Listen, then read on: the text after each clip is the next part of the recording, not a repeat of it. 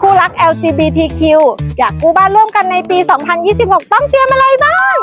ข่าวดีคือตอนนี้ถ้าจดทะเบียนสมรสแล้วสามารถยื่นกู้ร่วมได้เหมือนคู่สมรสทั่วไปแล้วค่ะสิ่งแรกที่ธนาคารดูไม่ใช่แค่เรื่องความสัมพันธ์ค่ะแต่คือรายได้รวมและความสามารถในการผ่อนชำระของทั้งสองคนเอกสารที่คู่รัก LGBTQ ควรเตรียมคือเตรียมเหมือนคู่สมรสทั่วไปเลยค่ะแต่แบ่งเอกสารออกเป็น3กลุ่มนะคะกลุ่มที่1เอกสารส่วนบุคคลกลุ่มที่2เอกสารรายได้และกลุ่มสุดท้ายกลุ่มที่3เอกสารบ้านในส่วนของตรงนี้ลูกค้าไม่ต้องกลัวโครงการเป็นคนเตรียมให้ค่ะถ้ายังไม่ได้จดทะเบียนสมรสบางธนาคารอาจขอเอกสารยืนยันความสัมพันธ์เพิ่มเติมเช่นบัญชีร่วมทะเบียนบ้านที่อยู่เดียวกันหรือหลักฐานการใช้ชีวิตร่วมกันก่อนยื่นกู้จริงทักมาปรึกษาฝ่ายขายได้เลยค่ะ